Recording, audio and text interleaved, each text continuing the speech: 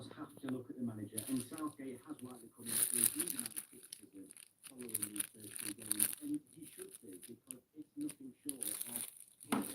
But you also have to look at the players. I mean, they're not active, they're not fit, and to come into a tournament lacking fitness, that is on the players. It is inexcusable. Professional, supposed to be professional athletes. Apologies. Flavio Briatore has been named as an advisor at Alpine.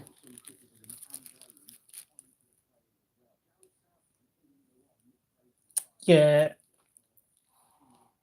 I think Esteban Ocon might be a lot smarter than I gave him credit for.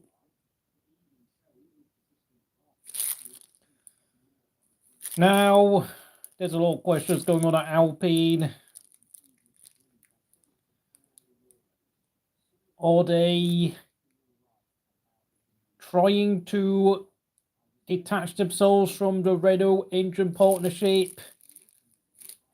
I mean, there's been a rough couple of years at the team after losing Oscar Piastri, Fernando Alonso, and of course, Flavio Briatore, we all know, has a reputation of being a brilliant decision maker back when he used to be the team principal of the old Benetton and Renault teams. But of course, as you all know, he was given a ban from Formula One for quite a few years for playing his part in that Spygate scandal. Not Spygate, no, sorry. Crashgate, I beg your pardon. 2008 Singapore Grand Prix, where, if you remember, Nelson Piquet was told to crash shortly after Fernando Alonso's pit stop in order to trigger a safety car. Briatore and Pat Simmons were later found guilty of evidence that they had instructed Nelson Piquet to crash on purpose in order to ensure that Fernando Alonso could potentially gain a lot of positions with all the other cars coming in for an early pit stop, thanks to the safety car triggered, having already pitted under green flag conditions.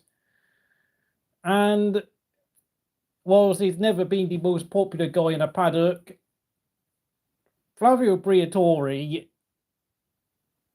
is someone who is known as a hard taskmaster. He was a decent team principal despite his vocal lack of enthusiasm for Formula One.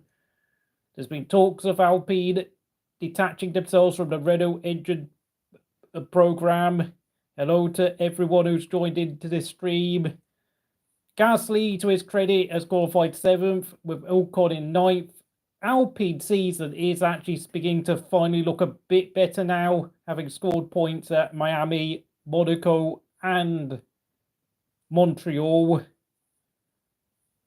But from a PR standpoint of view, this is a bit of a surprise. Now, let's just make this clear. Bruno Famin will remain the team principal at Alpine.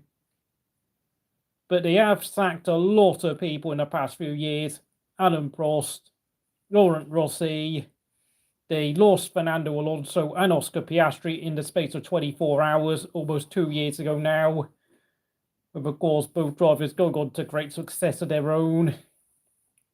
It's another twist in the tail for the Alpine team because, you know, obviously Lando Norris got pole position today. Congratulations to him, but I don't really have a lot to say about that. It's a bit of a strange decision because Flavio Briatore is now 74 years old, but he has been brought in as advisor. And hello to the you Taheda. I hope you're doing well on this fine Saturday afternoon, evening, wherever you are in the world.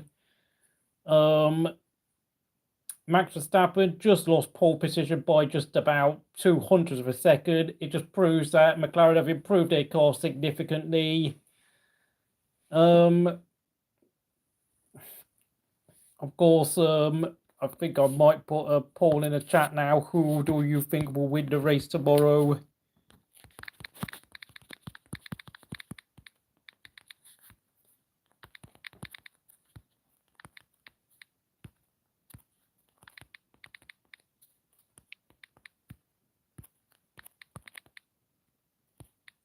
Of course, for those of you wondering, I have been doing regular live streams on my Encore Football channel. I've just finished doing the Czech Republic-Georgia game. Bit of a low-quality match, if I'm going to be honest, with both teams getting a 1-1 draw.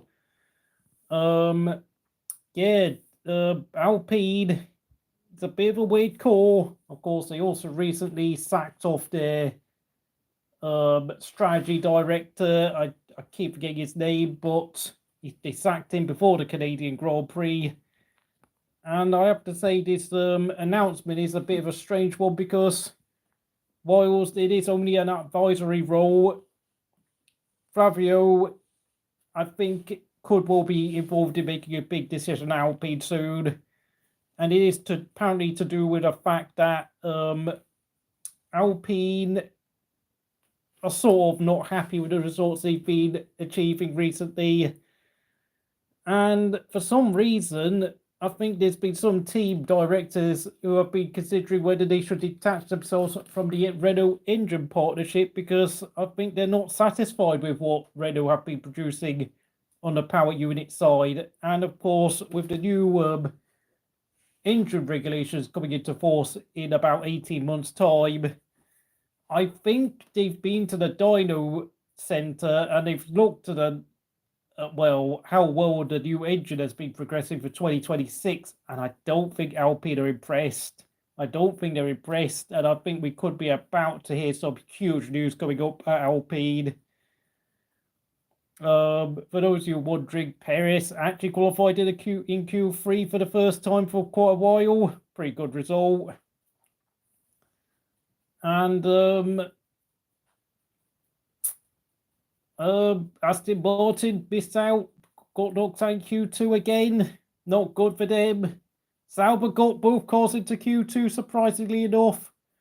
Although I don't want to hold my breath in terms of whether they could actually produce any sort of result come tomorrow's race.